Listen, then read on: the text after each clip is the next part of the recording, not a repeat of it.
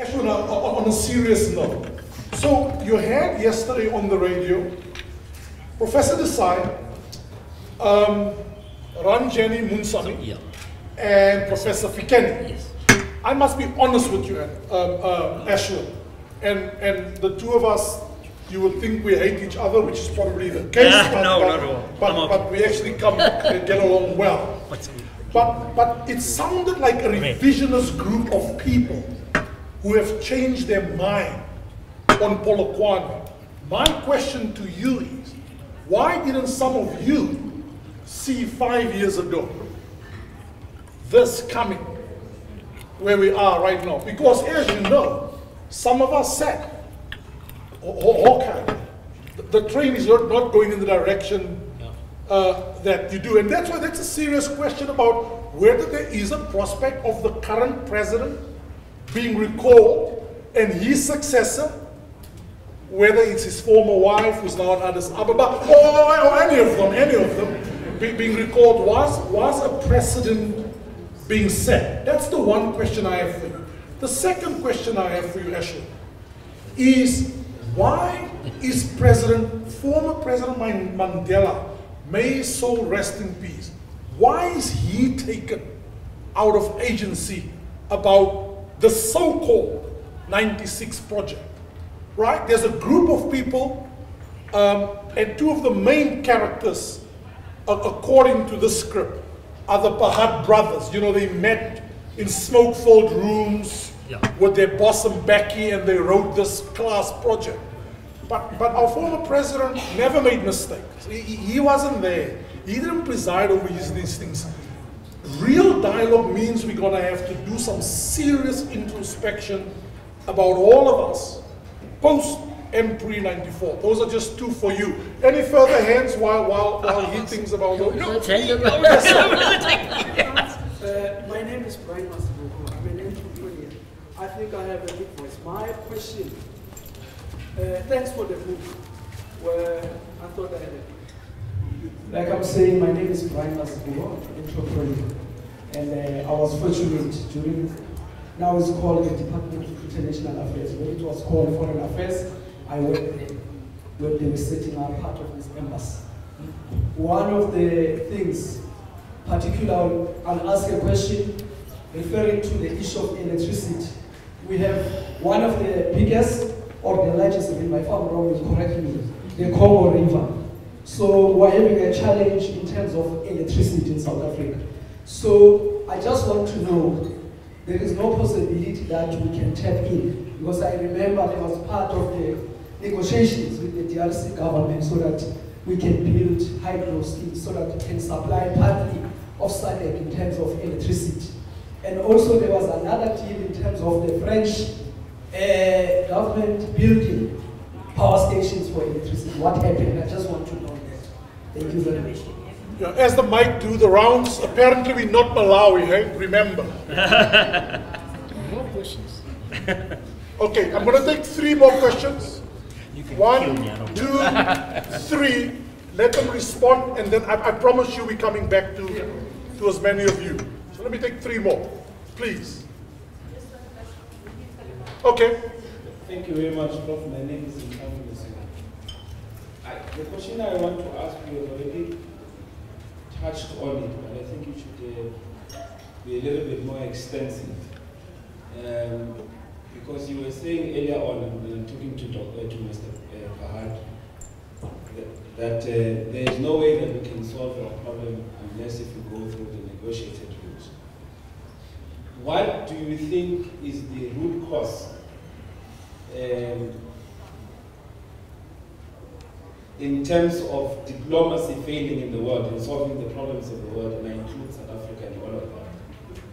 If you look at what is currently happening, where people solve world problems through violence. Just recently, to give an example, the German Chancellor, together with the French President, went to Ukraine to try and do a negotiated settlement with the problems that are happening there in Ukraine. Whereas the United States was willing to send arms to solve the problems that are currently happening there. What is at the root cause of this belligerence, this intransigent behavior of seeking to solve problems with violence instead of dialogue. And the same can be said for what is currently happening in our country now. I don't want to talk about this one. Thank you. Thank you. Wow.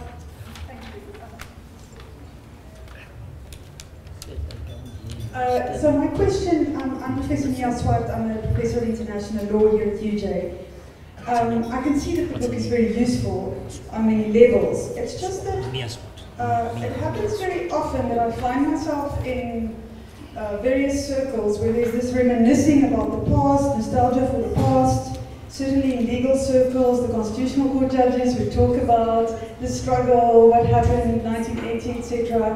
Whereas people of my generation get frustrated because, none of this is really that relevant for us every day. So I just wanted to ask you about the recent talks that you must be aware of that happened in Zurich and very recently in Lebanon concerning the Syrian government and members of the rebel groups who were invited to sit around the same table, but the rebel groups never showed up. Members of the rebel groups didn't show up.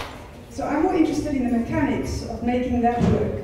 How do you persuade those who don't want to come to the table to come to the table? Because as you know, in international law, there can be no resort to force before all other measures have been exhausted. And this is why diplomacy is crucial, because without that, there is only force. So, interested in these practical questions. Thanks. Thank you. Molly.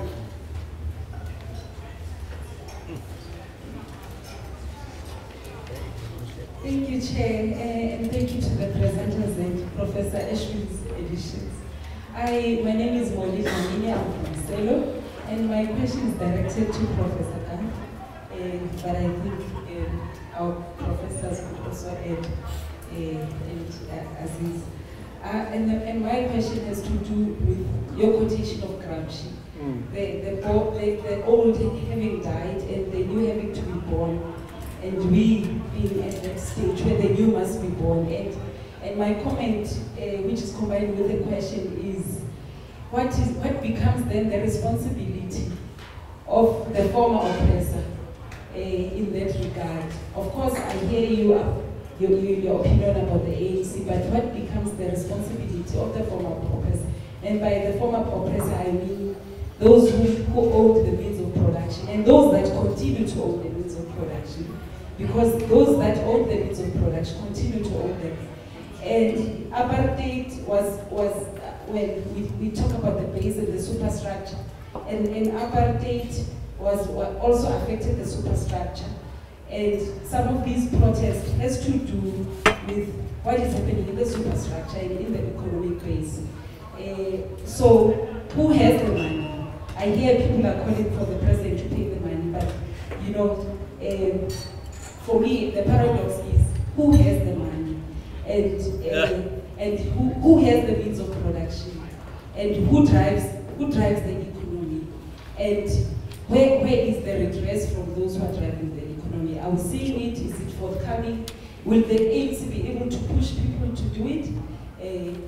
So for me, that's the critical question I have. Okay, let me squeeze in two more. By the way, Dr. Aziz Pahad, you don't have to feel obliged to protect your brother. You may enter this 96 class project question. Yeah. Dr. Pahad, consider yourself identified. At the back there. Okay, please. Sorry, Levy. That's a former president of the SRC. You don't mess around with that. At least you be recalled. My name is Enes Tasha, and currently I'm just a student here at the University of Johannesburg, and formerly as I did SG. But my question is about the issue of morality, and what does morality give to a voice that seeks to negotiate or to make people to be conscious? Because I think the generation that fought for our liberation was very conscious, and it had something that motivated them to push for a certain cause. But with us, we live in a very materialistic environment in which you are exposed to so many things. So my question generally is, do we have a moral authority as a country And if we don't have that moral authority as a country, what can we do, especially as young people, because we are the ones who are going to lead in few days or in few years to come? What can we do to make sure that in whatever that we do, we are conscious and we have that moral authority in order for us to pursue such issues? Thank you. Thank you, and thank you all for being so crisp. No, I didn't say crisp, to the point. Let me take one last one for now, for this round, here at the back, sir. Thank you. And then we'll get our panelists to respond. Aziz, I'd like to know from you, first time as an ANC struggle veteran, would you say that the ANC inherited a dangerous sense of secrecy, and stemming from the struggle days where there were strict security measures, where you were living on code names and things like that to ensure that the secrets of the movement were not exposed? Do you think that till this day, this thing had, the liberation movement inherited this thing where we are seeing that the comrades believe in protecting each other at any cost possible? Thank you. Excellent questions, including from the facilitator. Professor Lapierre, over to you. Let's hear from okay, Aziz, sorry, do you want to go first? Aziz? Yes. No, I shouldn't mind. When I got, you can hear? No, I'm saying. Ashwin, when I said, don't ask sweet-ass questions, I didn't expect that sort of But let me honestly say, this matter of the class of '96 was a slogan unfortunately used as a slogan to criticize sectors that were accused of being the class of '96. As Marxists, and there are many here I can see, Marx, Engels, Lenin, and many other Marxists wrote, men made history, they should have said woman, but the gender issue was not strong. Men made history, but they don't make it in circumstances of their making. And then you have to work with the objective and subjective conditions. Now, I believe that we got our democracy soon after the collapse of the Berlin Wall, the collapse, whether you like those systems or not, of the socialist countries. And indeed, we had coming into power one superpower. And the balance of forces had changed fundamentally against progressive forces, not only in Africa but in the world. We inherited a very complex and sophisticated society, whereas everybody knows, and Molly posed the question, I don't know why she puts it as the former oppressors. The means of production in South Africa was predominantly owned by a handful of our compatriots. We were not in charge of the civil service, we were not in charge of the army, we were not in charge of the security forces then. And indeed, in the world where the balance of forces were against us, maybe in the discussions, we could have made some mistakes of not taking more decisive action. I believe that's for you people to analyze and come to the conclusion. You know, in any struggle, we're not working in a laboratory. You're working in a dynamic situation where you are influenced by many factors. And so, I do believe that the vision that Polokwane was a road to Damascus was based on false analysis of what were the realities in the country. And to add to the first question, I think Polokwane was a major mistake, and that's why I resigned. I didn't resign because I was an Mbekiite follower. I resigned because I thought my movement had made the wrong decisions, which we were going to pay for. So whether they're going to now recall President Mbeki, I'm not in the inside to tell you that, but I think we have set a very dangerous precedent. And it means that we are dealing with political problems in what is an abuse of democratic processes. And anything is possible. I mean, look, Malema said it, and I can repeat it. You know, I mean, it's amazing that Malema at one time was considered as a future leader of our country. And he's gone public and he said, you don't come and criticize me, you taught me these tactics. Now he was he'll tell us more, he was a hitman, pre-Polokwane.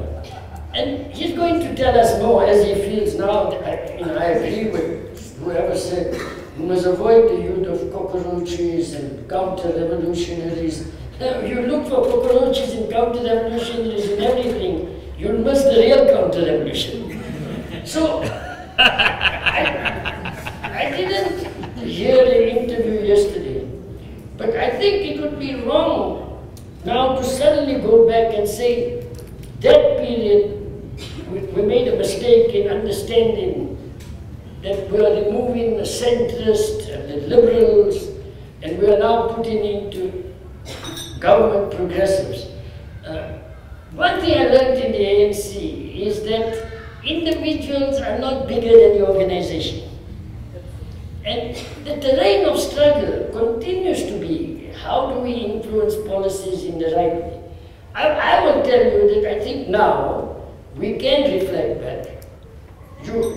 Now, when you use the word that neoliberalism has failed, you are no longer classified as a mad communist. Because when the crisis of financial capital, and many are saying it's coming again in a year or two, nobody argues that the neoliberal policies are the way forward.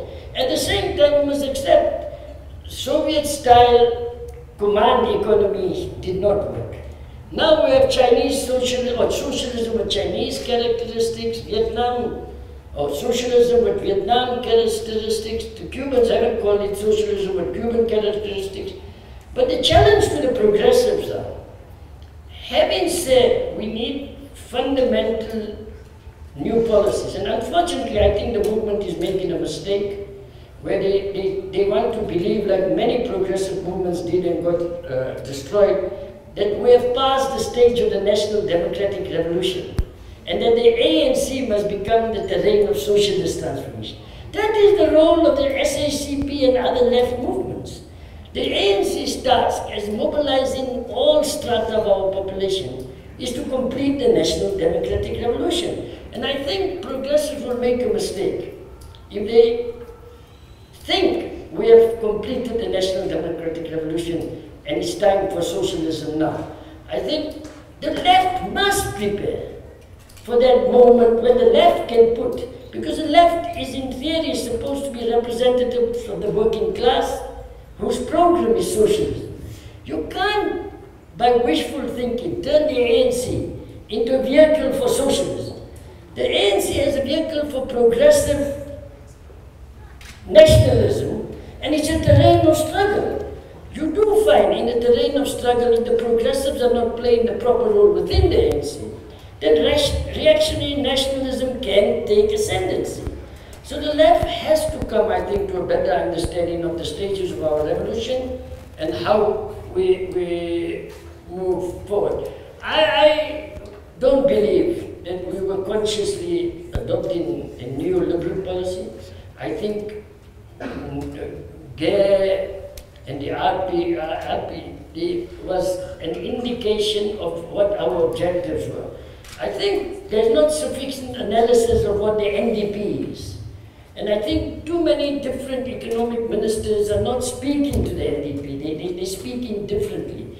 And if we make a critical analysis, we have to come to some criticism. Is this a blueprint for a developmental state that serves the people? And that's where the academics and others must come with ideas so that we can open this terrain of struggle on what is a people-centered developmental study. Now, I don't know why we made deals with imperialism, honestly. We have been in conflict. Is the US headquarters there near the casino? No, I saw that story. And that story has never been substantiated. I saw that story, but it's one of those narratives that have come in the academic writings that never, I mean, De Beers is the local, maybe, imperialism, and there might be an alliance with imperialism that's outside there.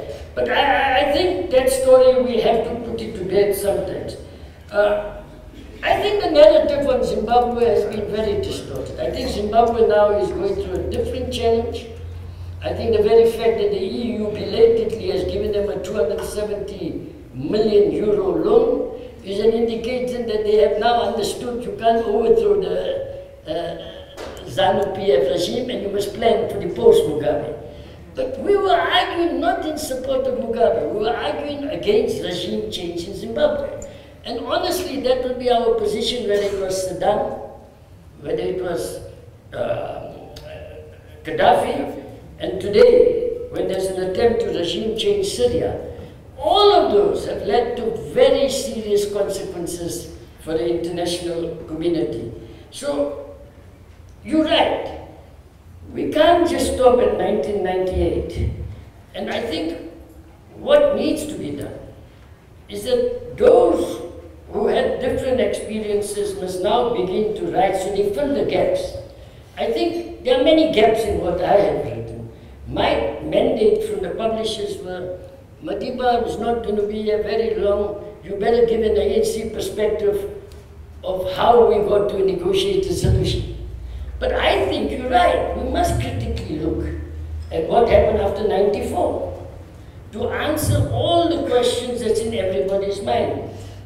Did we have a class project? What did we do that was wrong? But with the objective of what do we say we need to do to achieve a developmental state.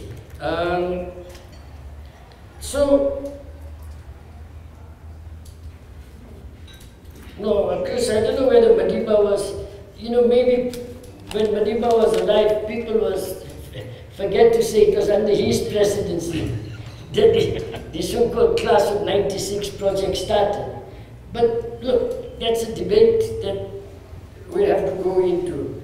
About the Inyanga process and our energy crisis, others are better able to discuss. Clearly we have a serious problem. Not only electricity, now it's the water, and it's having a very serious impact on our economic development, which will lead to the crisis that you said, that we're in this dangerous situation. I don't believe, Garth, that in 20 years we can get to a fascist and authoritarian state. I think said the ingredients are there. I know you said the ingredients, but the ingredients can become reality if we don't do something. Absolutely. And the question is, those who sometimes say ingredients actually hint that we're already there now. But that's a different matter. We can stop any trend to reactionary nationalism, to this authoritarian direction, to fascism. I think many developed countries are moving in that direction, actually, already. And that is what we need to begin to come to grips with, is that many development countries are showing tendencies of moving towards elements of authoritarianism, while we have this democratic thing. Professor Meyer, the past is always relevant to the youth of today. Because unless we understand how we got to where we are, we won't understand where we need to go. So, the rebel groups in Syria are not independent. The rebel groups in Libya were not independent. The ISIS is a product of this so-called moderate, Americans in the West make distinction between moderate terrorism and extremist terrorism. Now, ISIS is a definite result of what they started in Syria and then what they started in Libya. It's no accident. So those groups didn't go to the talks in Russia because their backers would have instructed them not to go there. And if we don't understand those dynamics in the world politics, then we might lose track of how we're going to fight it. No, the former president of SARChi, the youth, we grew up fighting against apartheid. The youth must grow up fighting for the new South Africa, in a better Africa and in a better world. And the morality, the youth do have one. And it's clear, we can't keep telling our kids that, you know, when we were growing up under apartheid, they tell us how we met. You know, what was going on, they think.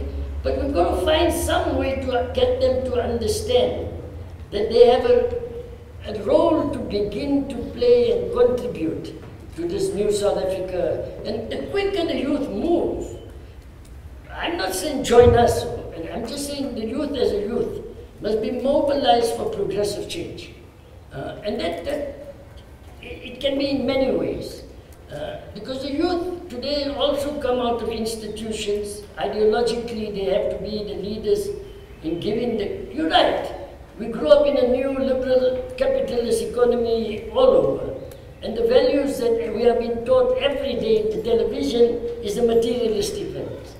But the youth must find some way that we challenge this materialistic understanding of our society and have a vision that Professor is having of this new socialist world. It will come after I'm dead. But there must be a vision to drive us to that place. Finally, let me say, no, look, I only knew what I had to know because in exile, when you were fighting a system that had penetrated us at every level.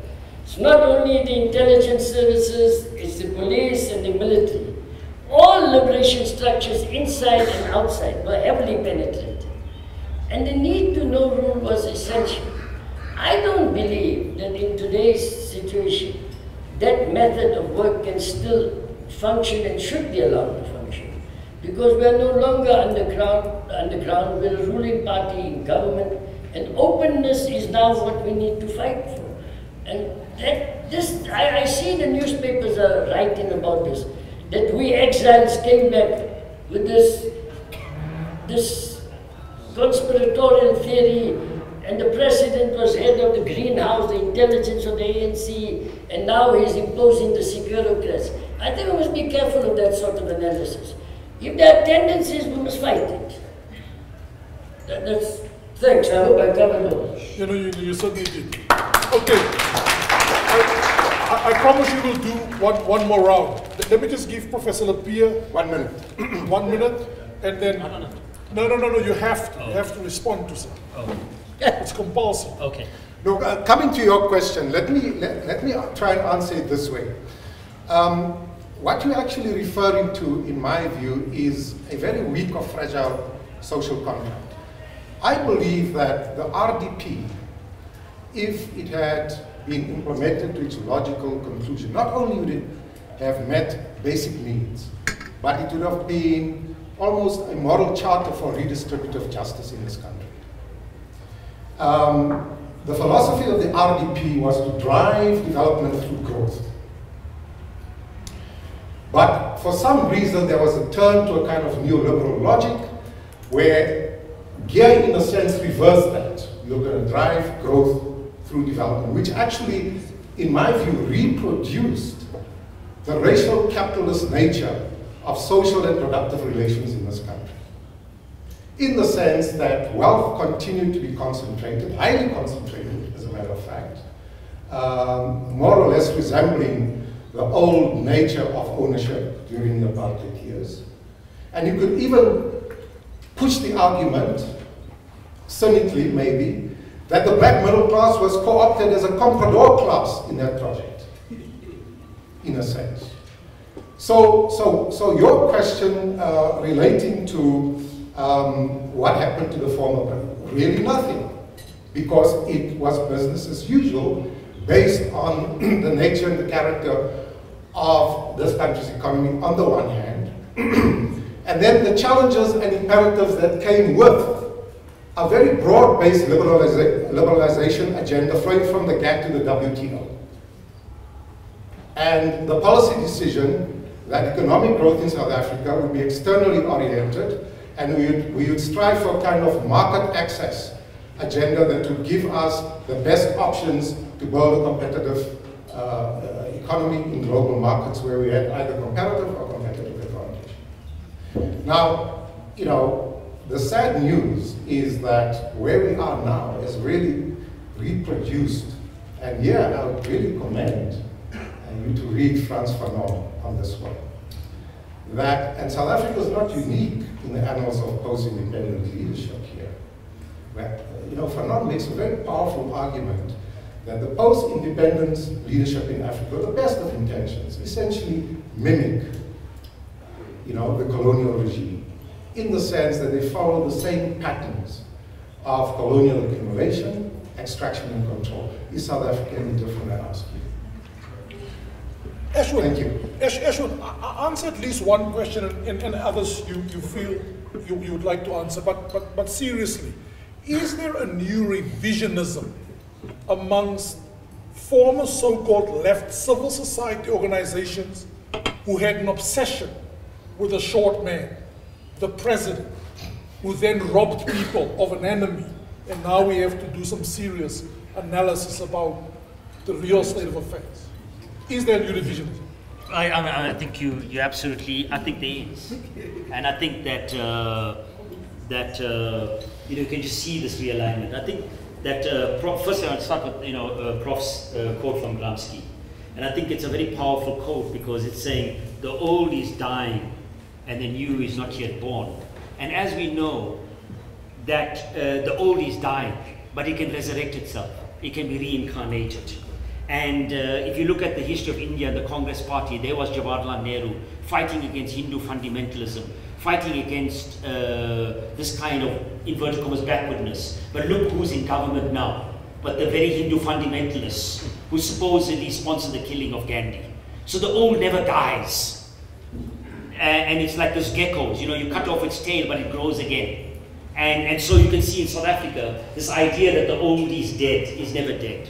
And you've got to keep thinking about cutting off its tail, but it'll regrow. But I think there is a sense that how do you think about power, and how I remember there were two fundamental points for me in my own biography. It's that once in 1986 we had traveled all the way from Grahamstown to Pietermaritzburg, and we were like big Trotskyites and had read everything. And we met Yunus Karim, and they were the UDF militants.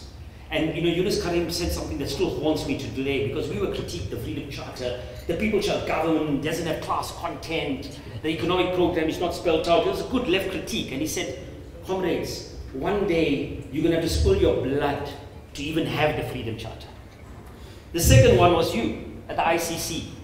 And I was on the rampage at the ICC, and you still warned me, you said, Ashwin, if you think this is authoritarianism, you ain't seen nothing yet. And I think people learn from their histories and how to conduct struggle and how you think about it. If you don't have that auto-critique, then you're worth nothing in life. And I think that, so for me, firstly, just to get back to the book, that it's just a brilliant read. From the title, Insurgent Diplomat, to every line. And the thing that Aziz does is to work out even inside of Afrikanerdom. There's a moment in which he talks about the differences between Wimpy de Klerk, this idea of what negotiations are, and Saint-Peter Blanche, who's now writing brilliantly as a left critique of what is going on in South Africa. And he points to that. He points to those nuances, the feeling of the time. And this is the kind of history we need to write. Ironically, his wife, as the Deputy Vice-Chancellor, the rules that this university has, if this book was put to get credited as an academic writing it would get no credit, because it doesn't have footnotes and it doesn't have a big bibliography, because our academy downplays individual voice and oral histories and those who lived history, instead of these arcane, boring analysis in journals that nobody reads. This book people shall read and shall live forever. But, and it's a recording of history at its coalface. You might want to critique it, but it's there for us to mint and to critique and to work over. And it gives a balance to other ones which have been written on the transition. And we need to read it even if we contest it. Now for me, the idea that Chris posed to me, and I think we all have to pose it.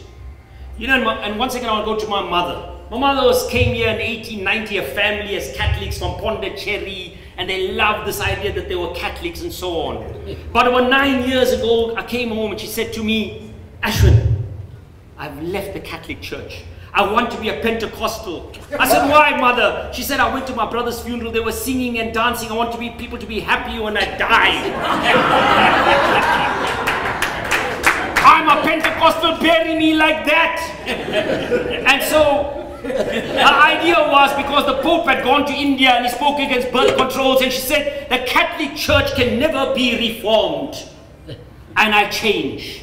And the question we must ask ourselves, can the ANC be reformed, or is this the regurgitation of the old, and we have the courage to build something else, something beautiful, something challenging, something that can once again drive us into something that can hope for something new? Because the old is not dying, it is coming back. And I can tell you from being in Durban often, that racism is back. My friends who are Indian, they think themselves as Indian, they think themselves as anti-African, they think themselves as dealing from the nation. My sister was telling me the other day about the elections. I said, which elections? I thought the elections in the local government election. She said, the elections in India, because she watches NDTV. She doesn't know what's going on in South Africa.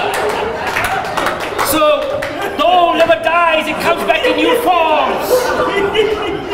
And I wonder if the ANC language speaks to this new struggle. And other people tell me, hey, lucky man. Magdalene Munsam is the EFF, the Charo's got to say that. The Chile lucky for Dr. Vauda. So what is the hope? The hope is this thing, like my mother, and I'm still in the Catholic Church, and my mother being in the Pentecostal. I was in the Caucasus when we were trying to get rid of the snake in Beki, as he was called. And then the people would say, you know what? This Aziz Pahad, you can never rehabilitate him. We can nothing do with him. But Aziz Pahad, he's a good guy. We can work with him. Is that not a symptom of South Africa? And then what runs through his pages? You can come from the same womb, have the same blood, but your enemies can read you differently. And you can be made of different things, but you can still be brothers, like he is here today supporting his brother. He probably, Aziz thinks, Issa thinks this guy was a sellout because he was still with the Zuma. They even wanted to appoint him as a deputy foreign minister. He said no. And his brother was, couldn't even get a job as a clerk in the presidency. So it's an idea that we can defer, we can argue, we can debate, we can come on the same womb, of the same blood, but we can be of the same country.